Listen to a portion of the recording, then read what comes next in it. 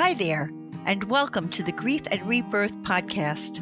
I'm your host, author and trauma survivor Irene Weinberg, here to encourage you wherever you are in your healing journey.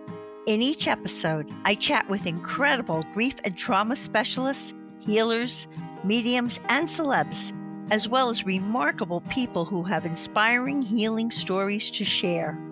If you're looking for a podcast that's both uplifting and inspiring, you've found it. Let us help you find your joy in life. Hi, everyone. I hope this finds each of you so very well. I'm speaking to you from my studio in West Orange, New Jersey, and I'm absolutely delighted to have this opportunity to interview Nancy Pickard, who is the author of the international bestseller, Bigger, Better, Braver, Conquer Your Fears, Embrace Your Courage, and Transform Your Life.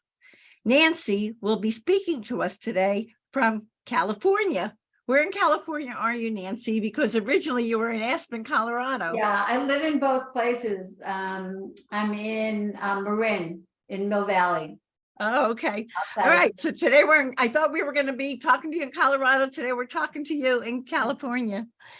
Nancy, who has a Bachelor of Science in Psychology and a Master of Science in Education, is a certified Master Integrative Life Coach and a holistic health lifestyle coach. She holds multiple personal training certifications, and she is also the head of mentor training at the Ford Institute, whose mission is to empower and awaken individuals and organizations throughout the world with its unique training and educational programs that transform lives. Nancy, who is the mother of 2 sons and the grandmother of 4, loved her life until the day her 26-year-old marriage unexpectedly crumbled. Coaching opened her eyes to see the role she had played in her life circumstances, helping her to realize that she had been following a life blueprint that was not her own. Little by little, Nancy changed to a woman who makes choices for herself, and she no longer lives her life based on what anyone else thinks. I'm with you, girl.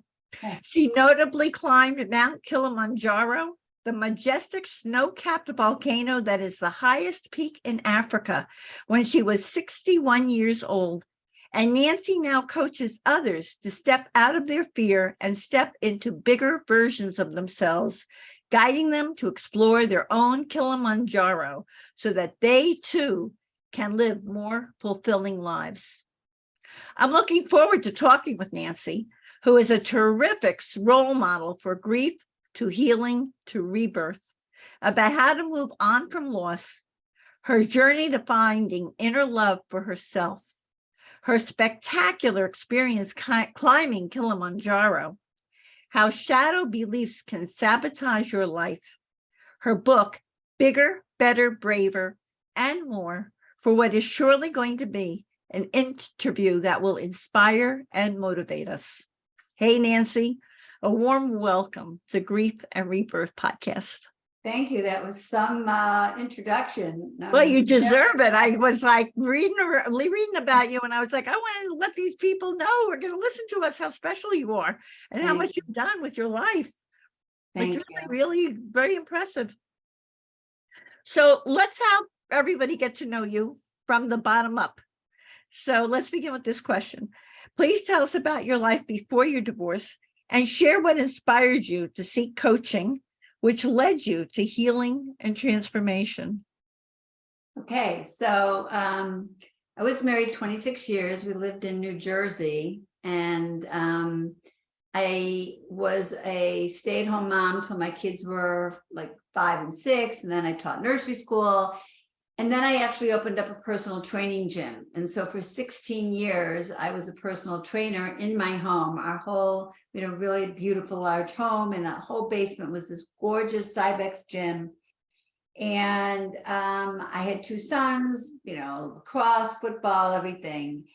But my marriage imploded, and it was not what I wanted. I never saw it coming. I did not have the tools to really know how to manage it. And I hit bottom. I just was beyond devastated. I mean, I tried to save it for a whole year because I had a son who was a junior and another son who had just started college. And this was the beautiful family I had built and the future that I thought I was going to have. And I think that for all of us who have suffered any kind of grief and loss, a lot of what we've lost is the future that we thought we were going to have. It's not just what's happening, but it's like, it's our future. It's the death of your dreams. It's the death of your dreams. And it's the death of the life that you know and the life that you planned for, not necessarily the life you were meant to have, but in the time, you don't know that. You don't know what's up. You don't know. And I didn't actually have a really big spiritual belief. I mean, I was brought up Jewish and I was, culturally Jewish, but I didn't have like a really big spiritual belief at the time. And as a matter of fact, Irene, you'll really like this, but I'd gone away on a hiking trip with a friend of mine while my marriage was dying. I just was devastated. I needed to get away. And we were in Red Mountain, Utah, which is a very spiritual, it's Indian burial ground territory. And I went out for a hike the last day before we left. It was 104 degrees. And I went for a run because I hadn't gone running yet. And all of a sudden, this is how long ago this is, my Walkman that I was listening to stopped playing. So I stopped to like hit it. And I heard this voice say, "You will be fine." Oh my goodness. And I literally, it was loud. And I looked all around me, nobody was there, but I noticed that because I had been running, looking down to see where I was running. And I noticed that I was like in the middle of a valley with mountains all around me. I was so freaked out. And just like that, the music went back on. And I finished running home and I came back and I literally was late for a massage. And I was telling the woman the story and she said to me, it's like you were playing Super Mario and you got to the next level.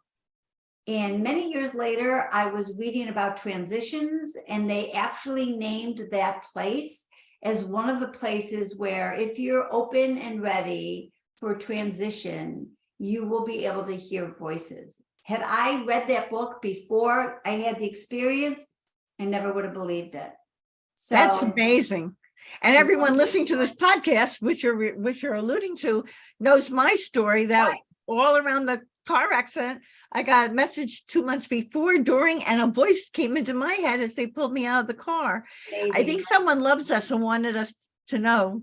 Yeah. And I at the time, I just didn't have that kind of awareness. So even though I heard it, I didn't take it in. Do you know what I mean? It didn't give me the kind of peace that if I got that message today, I would be all over it. So it's really interesting. But you and I just validated each other's experience. Exactly. All of this time later, I'm hearing from you that you had a similar experience and vice versa, which is really wonderful. It's a gift. And I didn't know either. When it happened to me, I had no idea also. You don't even take it in. You don't know. No, all I knew was something was up because this was very different. So how did you pick yourself up and find this inner love for yourself after the devastation of your divorce? It was a long haul. So how many years do you think it took you to? Well, I started dating immediately because I thought I had this need to like fix my picture. Like I thought I needed to get married again and I needed to fix that picture. So I dated, a lot. And then I was engaged to somebody else. And when that fell apart after 6 years, that's when I got the message that you don't just have a bad picker. There's something out there that there's lessons that you need to learn that you're not learning. And I didn't want to be devastated a third time. So I got myself a Debbie Ford Healing Your Heart coach, and she really helped me.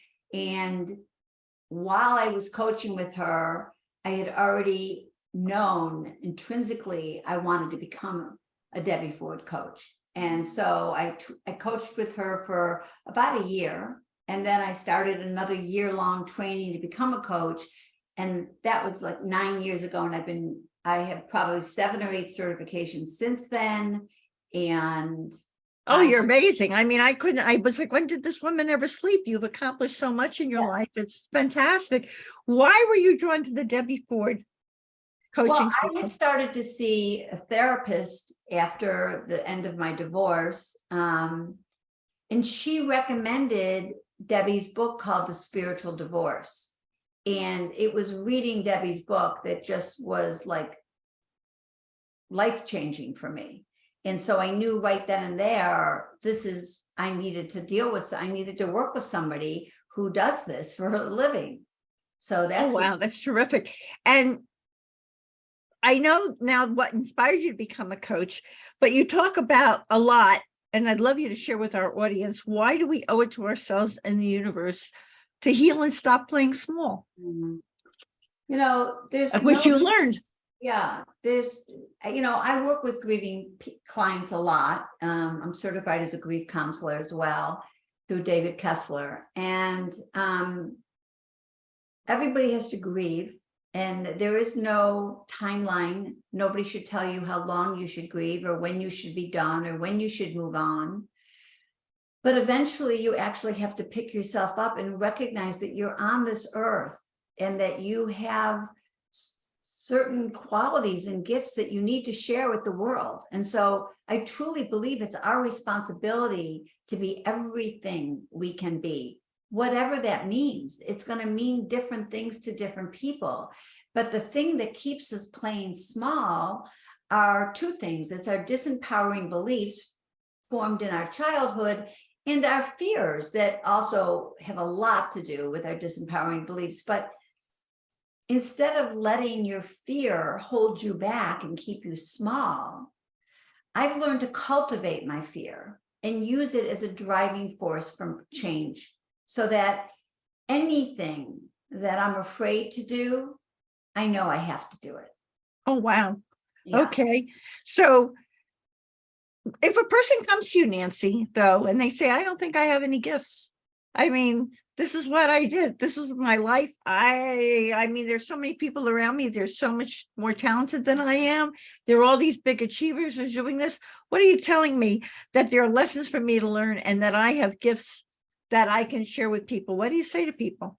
I say we all have gifts, and you can't judge yourself on other people, and that people see in you what unfortunately you can't even see in yourself right now, because our self-worth can be put around what other people think about us, being other referenced.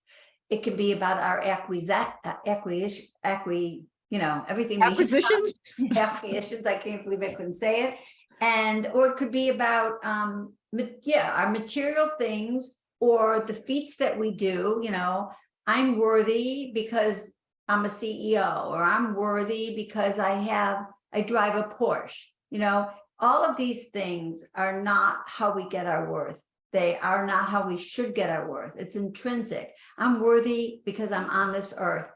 And when I can help my clients understand that they don't have to do or be anything to be worthy, they can first start to grow and first start to try to see what are their gifts without judging themselves against other people. That's that whole piece about caring about what other people think, as opposed to your own self-regard, that I'm sure you help them to get in touch with their own value. We just weren't brought up that way. We really are very other referenced. I'm worthy because my husband thinks I'm worthy, not I'm worthy because I know I'm worthy. Well, I can remember when my grandfather died. I was 8 years old and my grandmother was crying. He had just passed, and she said, I've now lost my crown. Yeah. I'll never forget that. Yeah. And that a lot of people feel that way, I think. Yeah. I mean, when I got divorced, I had to learn I had to relearn to love myself because I was very other referenced. So if he no longer wanted me, then I must not be worthy. I couldn't see that it was really more about him than me. And that it was his process and what he needed. He needed a young thing on his arm, and I was his age, right? It couldn't be that. And so I had to relearn, or maybe even learn for the first time that I know I'm worthy and amazing, and I can love my awesomeness and my flossomeness and everything about me. And that's who I am. And that's how I live my life.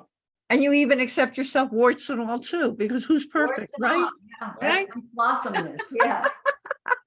So I want to ask you, when it comes to healing the heart, which was a big theme for Debbie Ford and is a big theme for you, how does coaching, and it's a big theme for the people who are grieving and, who go through so much, how do you help a person to gain clarity about the type of relationships they want in their life, be it same sex, be it be it love relationships or whatever?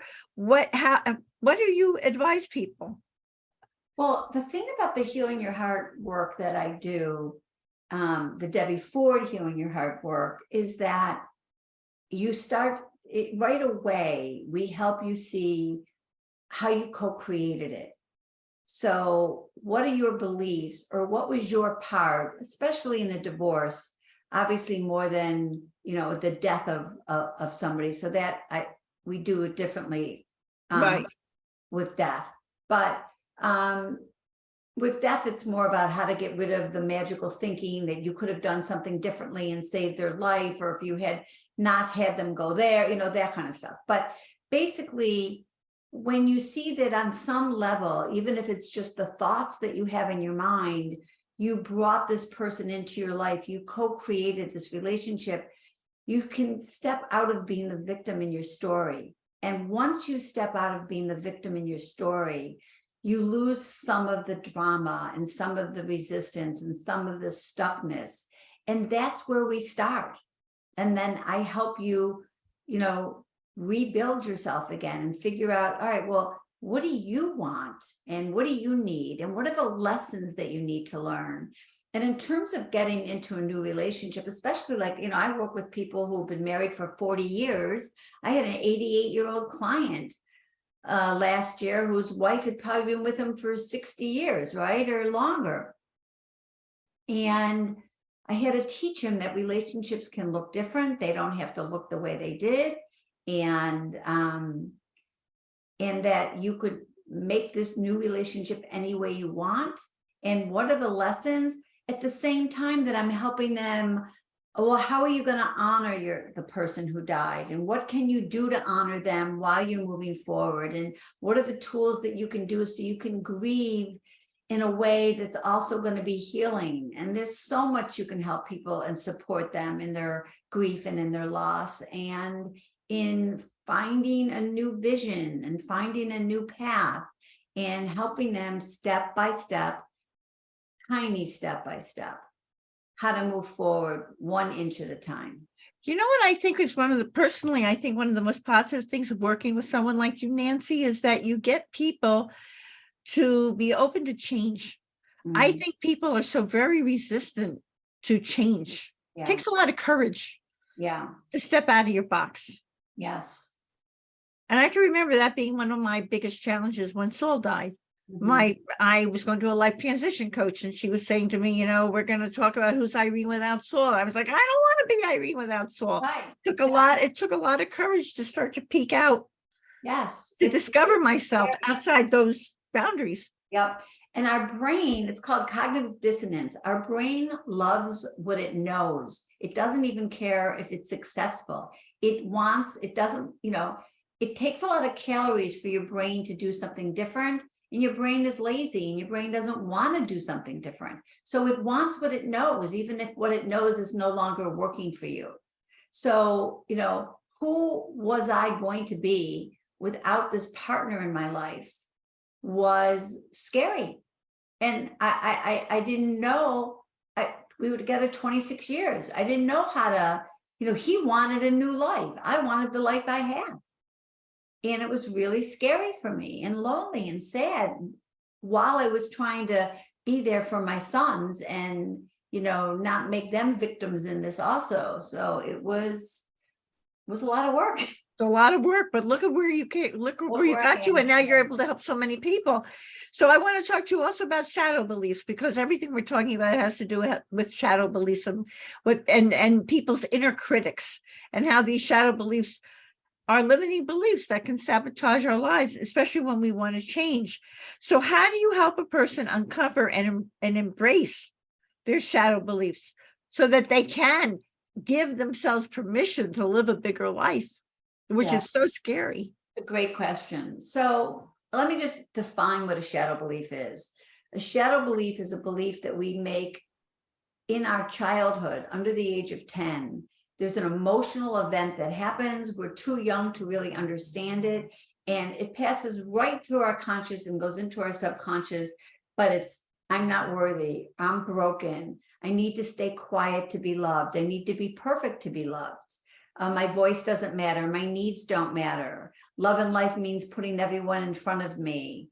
All of these are beliefs that we get because of things that happened. Like when I was 5 years old, I was playing with a lighter and I put myself on fire. Ooh. And yeah. Yikes. And the beginning of resiliency. And I didn't realize it until I was 50 years old that I had formed a belief that I wasn't safe alone.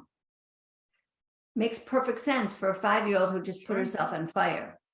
But it doesn't make sense for a 45-year-old who's getting a divorce and doesn't know how to be okay alone. And it was many years later that I actually was in a car accident, and I was working with my shadow coach that I was able to uncover that belief. And once you uncover it and you bring it into your conscious mind, which now has your wise adult brain, you can say, oh, wait a minute, of course I'm safe alone, and then you start to do actionable things to prove it, like go alone to Africa and climb Kilimanjaro. That's amazing. We're going to talk about that too. But that's where that came from. That came out of, that's what motivated that. To prove to myself how capable I was, and that I could do this without my girlfriends or a partner or anybody else. But that's another part, because Nancy, one of the challenges I noticed for a lot of people, and it was for me, is being able to function and be okay totally alone. I used to get assignments from my coach to go eat dinner without a friend, just sit at the table by yourself. I was like, what? I got it too. She said, yeah, right. She was like, I want you to practice. And today I've been with groups of, I can sit waiting for someone, or I can be by myself and go somewhere. And I still see so many people, they can't go anywhere unless they have someone to walk with them through that door. I know. I still don't love going to eat by myself, by the way, but I did get. But you can do it if you have to. Yeah. That's what we learn. Go to movies alone, travel alone, all of that. Some people are great with it.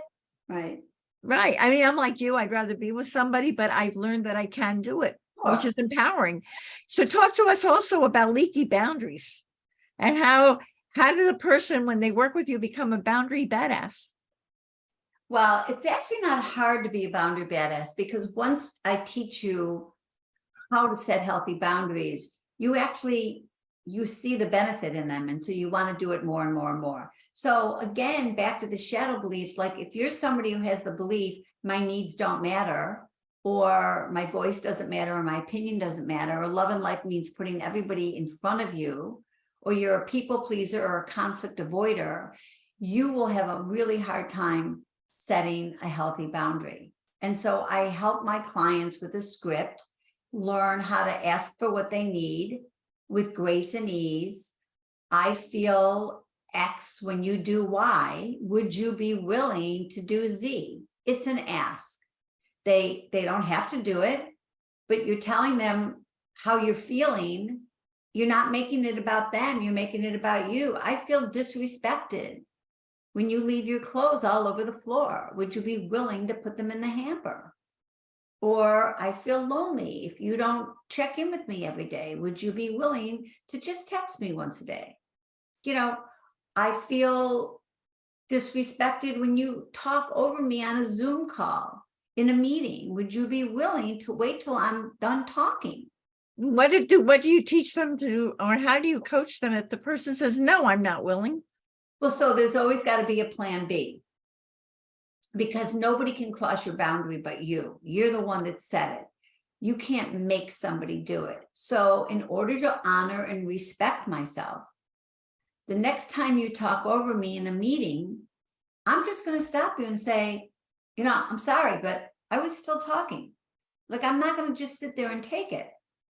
I'm going to let you know this is what I'm going to do. I've had clients who husbands they drink too much and they get angry. They're like an angry drunk. And, I need you to stop after the second glass. And if you don't stop after the second glass, I'm going to be sleeping alone in the bedroom that night. And that's just, you're putting it out there. Or if you have more than 2 drinks when we're out, even if we're with 10 other people, if that third drink comes, I'm just going to quietly get up and leave the restaurant. So you have to make yourself a priority. You have to ask for what you need, and then you have to set boundaries, and then you have to maintain the boundary. Nobody else is responsible but you. So do not set a boundary that you cannot maintain. And what about people who are afraid to set boundaries because they're afraid they won't be loved, or they'll be rejected, or all that kind of thing? And I'm sure you get that question all the time. I'm a boundary coach. So we work on that week by week by week. And we start with like really cherry on top boundaries that are not important. And if you get them, that's great. But if you don't get them, we start with little boundaries and we work our way up. And I did a group boundary coach with 10 women once. And one of the girls said to me, oh my God, I've become such a boundary badass. And then the next week she said, well, my husband actually said to me, I wake up every day to new boundaries. Would you be willing to just set them once a week? So they were negotiating the boundaries now. How many boundaries? Right. And I got a favorite question here to ask you. I lit up when I saw that you do empowered parenting coaching. Okay. I'm the grandmother of a 4-year-old who is really he doesn't want to eat. He's stubborn. He's driving them crazy.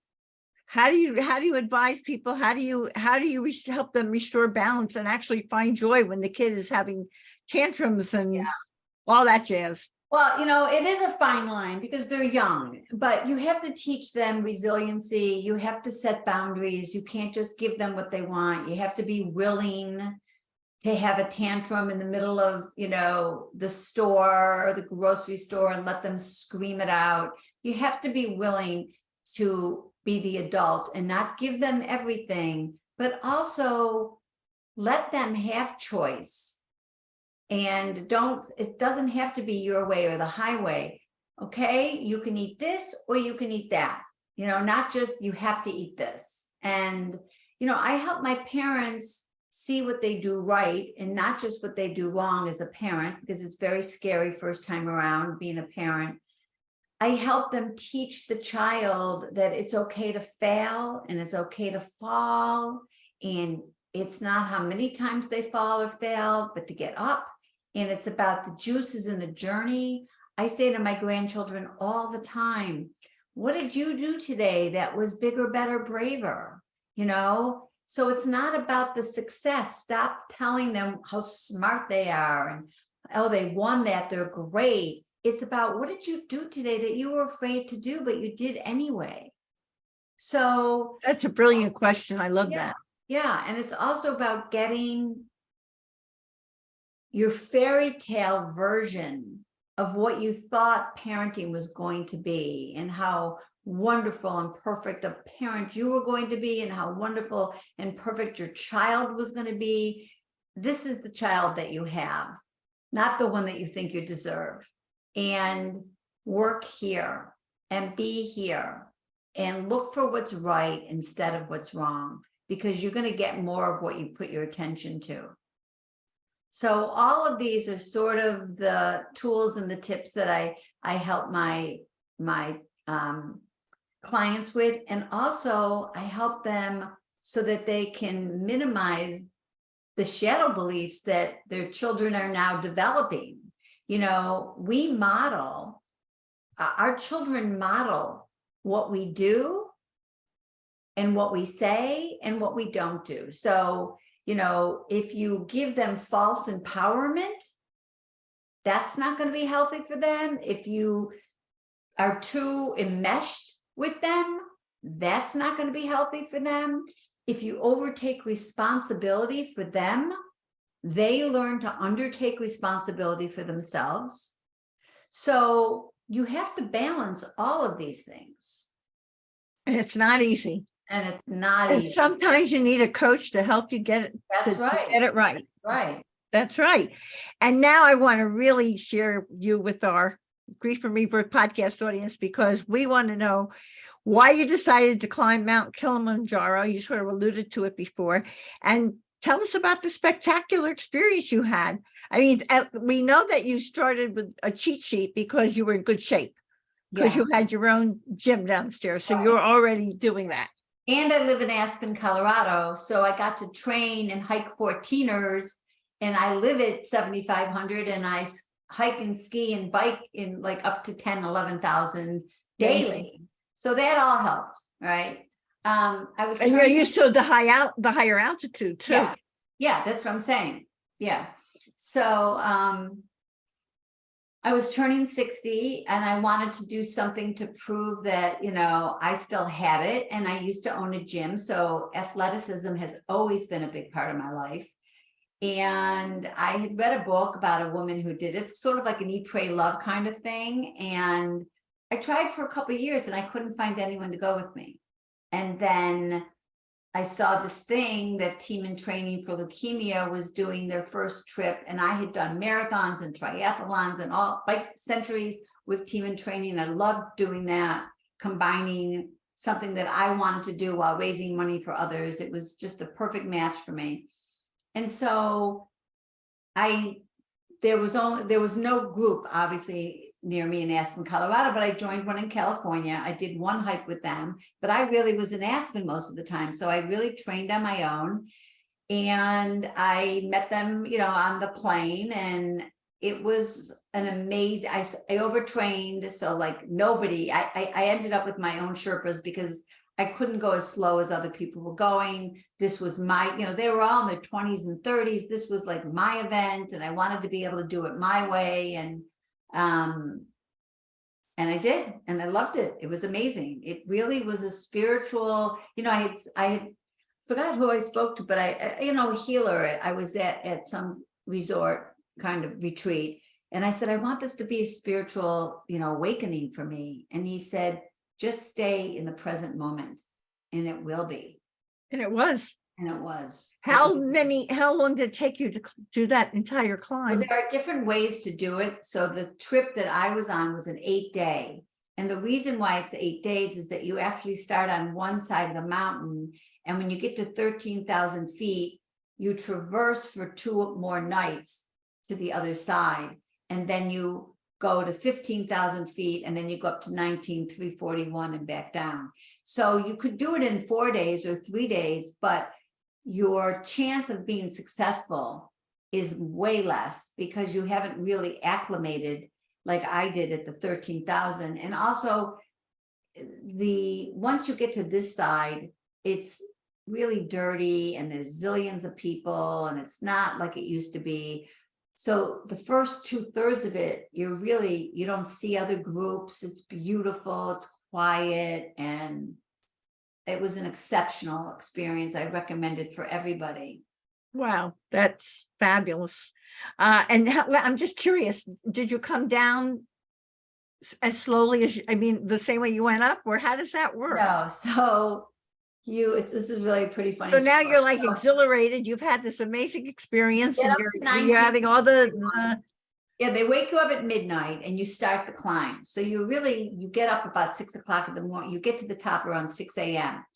you're only up there about 10 minutes because it's so high. People are vomiting blood. And I mean, like if you're not in good shape, you're, a lot of the people had to be helped down.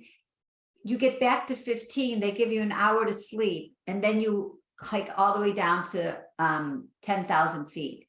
So you go from 15 to 19 to 10 in 24 hours. Wow. And my body was shot. I was like, so this book that I had told you about, she was like a 25-year-old girl, and she talks about how she gets back to her room and she takes off all her clothes and she doesn't even recognize herself because she's so like emaciated. So I'm 61 by the time I actually went, and I get down after all that pounding on my body and I take off my clothes and I'm like, oh my God, I was like so swollen and puffy because it was so much work for my body to do that I thought, oh, I'm not that fantasy storybook I read about. This is real life. This is the older model of what happens when you come down Kilimanjaro. But you did it, which is fantastic. Yeah. And tell us about Bigger, Better, Braver. Conquer your fears, embrace your courage, and transform your life. I mean, it's a wonderful book. And I'm going to start by asking you why we resist the changes we want to make in our lives, and then tell us anything else you'd like to tell us about your book. Okay, so we resist change because of what I said before. Our brain likes what it knows. We feel safe. Even if it's not working, it's comfortable. And even if it's not comfortable, it feels safe. So that's our ego, wants to be safe, wants to stay small, wants to believe in all of those negative stories we tell ourselves, the imposter syndrome, I'm not enough, I can't do it, that's for other people, it's too late, I'm too old, I don't have enough money. All of these are disempowering beliefs that we have. And they keep us playing small. And so I originally thought I was going to write a book called What's Your Kilimanjaro? What's out there that you want to do, which is really what it's about. But I knew that nobody was going to read a book unless you wanted to climb Kilimanjaro. And then I tried really hard. I couldn't come up with a name for the book. And everyone said, just stop thinking about it, let it go for a couple of months. Well, I got a download at 2:00 in the morning. I woke up and I said to my partner, Bigger, Better, Braver. And that was it. And so I had written a self-help book so that people who can't afford a coach or don't even recognize that they need a coach, but maybe they want to, travel alone or lose 20 pounds or get into a relationship or leave a job or start their own business, any of these things, whatever it is, there's always something out there that we're afraid to do. And my book is a step-by-step how to do it. Which is wonderful and is so helpful for people. And it talks a lot about conquer your fears. So I want to ask you, when you say when you're afraid, you just go for it. I say to when I was training for Kilimanjaro, I used to say, well, if you don't do this, you won't be able to climb Kilimanjaro. If you don't ski down that double black diamond, you're not going to be able to climb Kilimanjaro. And then after I wrote the book, you just get this gut feeling, like I've been asked to write a course for Gen Connect You. And at first I said yes right away, but then of course I'm like, oh no, like they must think I'm, I know more than I do. But that was just, I basically could say to myself, no, the moment you build that course, then that's who you are. You just have to step in. All of the growth is on the other side. And all of the fear and the anxiety really dissipates the moment you step out of your comfort zone and you take that first step. Or would you say that's about fake it till you make it? Fake it till you make it. Yeah, sort of. It's I've heard that said a lot. Yes. I could step out of your fear, even though you're so scared, but go do it. Just do it, and then you'll be it. That's really it. Yeah. How about describing, because I really think people are perking up and they're saying, maybe I want to talk to Nancy over here. So you want to tell us about your group coaching, of Bigger, Better, Braver, your one-on-one coaching. And you also have a free discovery call. Yeah, I always offer a free call because, people are interested, but they don't really know how it works or how long or what the investment is. So I always have a free call, and you can get that on my website, email me, any of the above.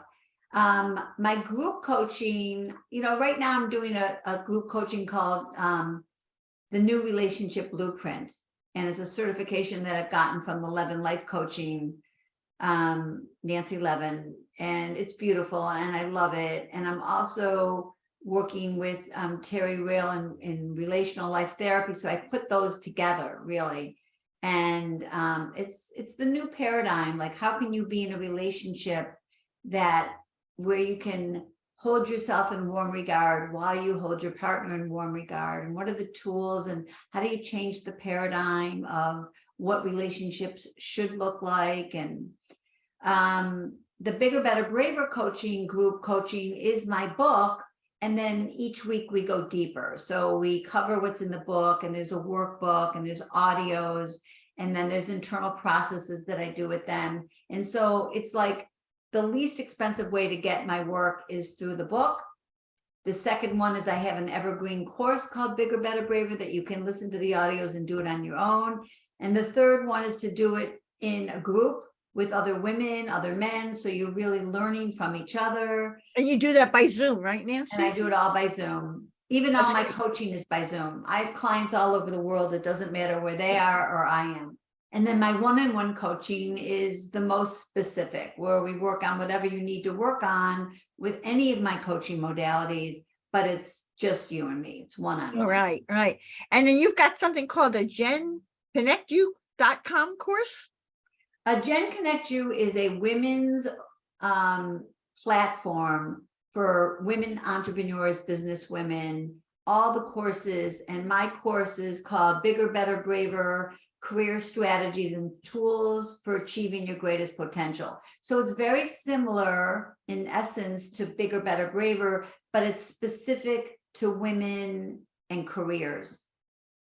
Okay. And you have a special offer for our listeners today? I do. I have a coupon for 20% off that I will send to you, and you can add it to your notes. We'll be very happy to let people know all about that. Yeah, I'll send it. And Nancy Pickard, why is healing an inside job? And how do you help your clients shine a light and point the way towards healing? Healing is an inside job because it's all about us. You can't get healed from somebody else. You can't find love if you don't feel it first inside. So when I have a lot of clients in their 30s and 40s that come to me who want a partner, and they don't have a partner and life is passing them by, and I tell them, you got to not date for a few months because we have to work on you, because you have to become the partner you want to attract. You have to be it first. You have to believe it in yourself first. You have to love yourself and trust yourself and stay in integrity with your word. And then you will attract that because you've become that. Like attracts like. Like attracts right? like. And same kind of vibration. Yeah. And even the clients that I work with, because now I do couples coaching, it's almost like their wounds, they've attracted the exact person to trigger their wounds, so that either they're going to break up or they're going to say, no, wherever I go, there I am. Let me work on myself with my partner there so that I can really make the changes, because if it's not going to be this partner, it's going to be the next partner. Because I was going to say, because I'm sure that once if you're in a partnership and one of them is working on healing their wounds and the other isn't, right, one's going to outgrow the other. Right.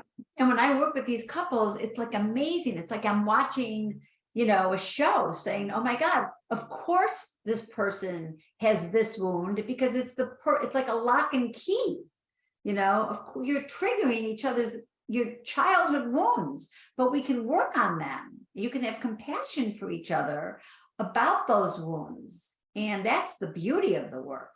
Right. And while you're having compassion and you're working on it, you're starting to recognize it and heal it. Correct. which is That's what it's all about. fabulous. That's what it's all about. And what is the Nancy tip for finding joy in life? You know, it's staying in integrity with what you tell yourself you're going to do. It really is. You know, what's the most self-honoring thing I can do for myself today, and make sure you do it. And then wherever you feel like you're out of integrity, you've got to clean that up. Well, that's beautiful. That's beautiful. And obviously you live your truth. I do. You live your truth, and as do I. And it's so freeing, and it's wonderful. You know, Nancy, I love this quote from your book, Bigger, Better, Braver. Where do you want to watch the world from? The couch, the sidelines, or the trenches? The profound lesson is in doing.